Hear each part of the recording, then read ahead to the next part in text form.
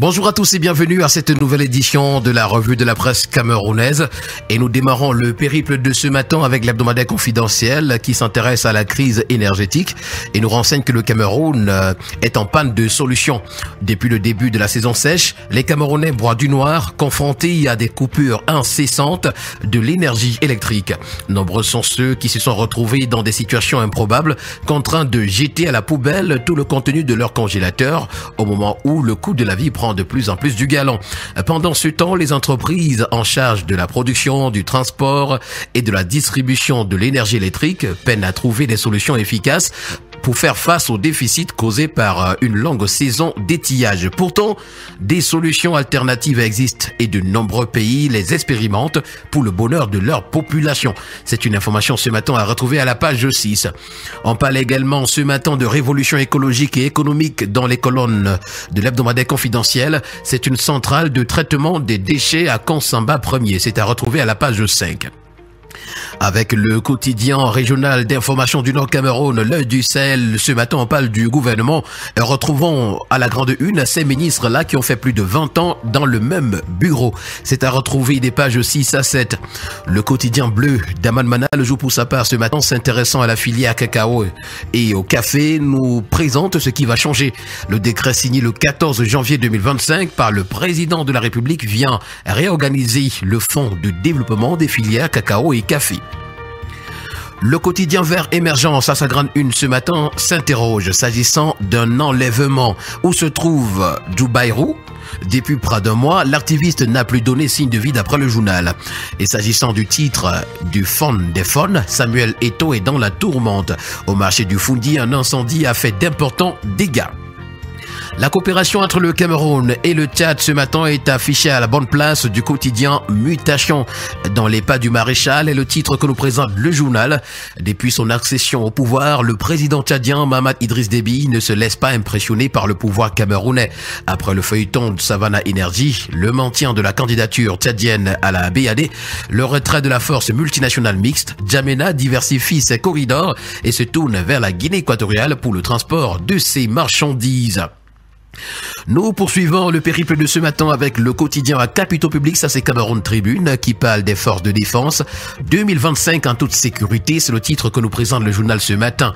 Avec les rendez-vous électoraux de cette année, notamment la présidentielle, la vigilance va rester de mise. Protection des personnes et de leurs biens, amélioration des équipements et réalisation de diverses infrastructures sont quelques points relevés vendredi dernier par le ministre Joseph Betty Assomo lors de la présentation des vœux de Nouvel An. D'ailleurs, on parle amplement de ces vœux de Nouvel An ce matin avec le Reporter Hebdo qui titre présentation des vœux au MINDEF, rappel à l'ordre. Joseph Betty Assomo a soumis les militaires d'un usage raisonné des réseaux sociaux. L'information est à retrouver en parcourant les colonnes du journal.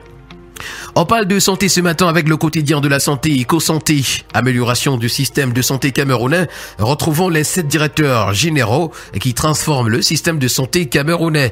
Et puis dans l'Adamawa, l'absence d'une unité de gériatrie cache un malaise profond d'après le journal. Pour le quotidien d'information républicaine, le drapeau ce matin, on parle d'infrastructures portuaires et c'est Douala qui se réinvente. Le port autonome de Douala amorce une transformation stratégique avec la signature d'accords pour de nouvelles infrastructures au terminal à conteneurs. Ces projets comprennent la construction de 250 mètres de quai, l'aménagement de 7,9 hectares de terre-plein et le prolongement des voies RTG. Objectif, améliorer la compétitivité et la performance du port, véritable poumon économique du Cameroun. Le quotidien L'Info à chaud ce matin revient sur l'assassinat de Martinez Zogo. 17 janvier 2023, 17 janvier 2025, 2 ans déjà qu'ils ont terminé le travail. Et s'agissant de l'éclairage du président de la Chambre des chefs du Nord-Ouest, Samuel Eto'o fils, n'est pas le phone des phones. Avec le tri-hebdomadaire L'étudiant, ce matin on parle du syndicat national des enseignants du supérieur. On passe de la trêve à la grève d'après le journal. Après une trêve temporaire la semaine dernière, le mouvement reprendra avec force ce lundi 20 janvier 2025 en raison, disent-ils, de promesses non tenues. En savoir davantage, c'est lire la page 2 du tri-hebdomadaire L'étudiant. Avec le tri-hebdomadaire La Voix des jeunes ce matin, on parle de l'alternance générationnelle et surtout avec l'exemple qui vient du Gabon. À la faveur du remaniement ministériel du 15 janvier 2025, Cyrielle Zara Kassa, 32 ans, a été porté à la tête du ministère de la Pêche et de la Mer gabonais. Sa désignation est le signe de la promotion des jeunes et des femmes par le gouvernement de transition. Un message fort pour le Cameroun d'après le tri-hebdomadaire La Voix des Jeunes à sa page 3.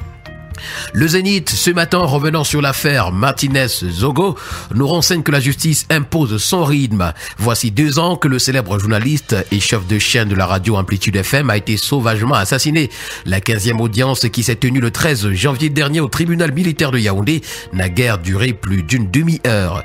Une fois encore, la décision de la cour d'appel, suite aux exceptions soulevées par les avocats de la défense, se fait attendre. Cependant, ces derniers accusent leurs collègues de la partie civile de faire expressément traîner le procès pour prolonger le séjour de leurs clients en prison. C'est une information à retrouver ce matin à la page 23.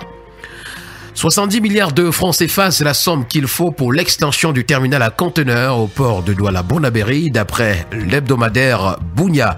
Les éclairages de Cyrus God, directeur général du port autonome de Douala, sont à retrouver ce matin aux pages 7 et 8.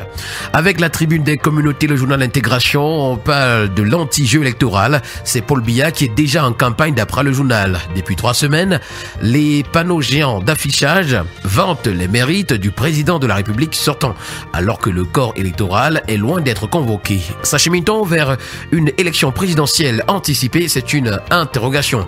Retrouvons ce matin dans les colonnes du journal Intégration les enjeux de 2025 au Cameroun.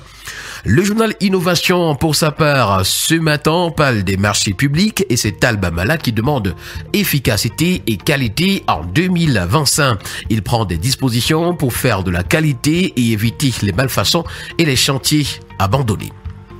Le quotidien Econews, à sa grande une, ce matin, parle du budget 2025. Ce sont des milliards pour relancer les régions anglophones qui nous sont présentés. Et puis à son autre une, on parle de la loi de finances 2025 et notamment de la circulaire d'exécution du budget.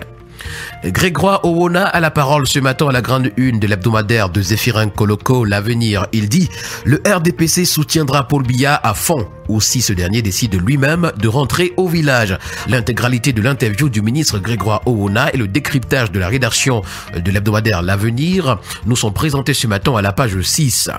Avec le bi-hebdomadaire Le Financier d'Afrique ce matin, on parle également de la loi de finances. Retrouvons ce matin les 7 défis majeurs de l'exécution du budget 2025. Et s'agissant de documents, la circulaire portant instruction relative à l'exécution des lois de finances, au suivi et au contrôle de l'exécution du budget de l'État et les autres entités publiques pour l'exercice 2025 nous sont présentés.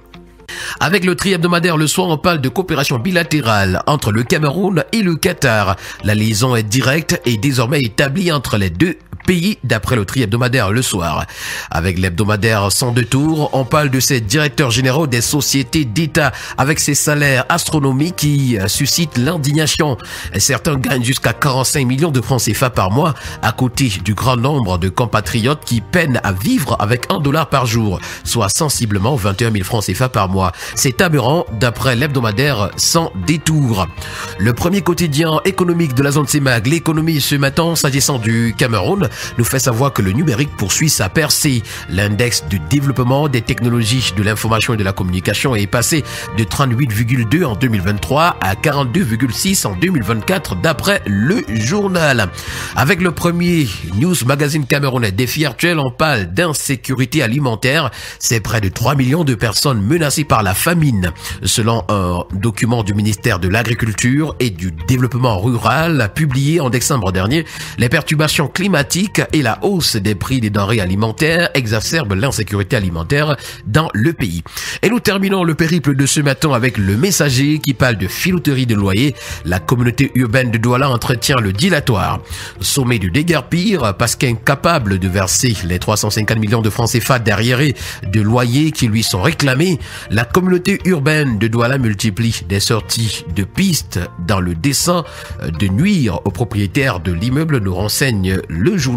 Et voilà qui met en terme à cette sortie de la revue de la presse camerounaise.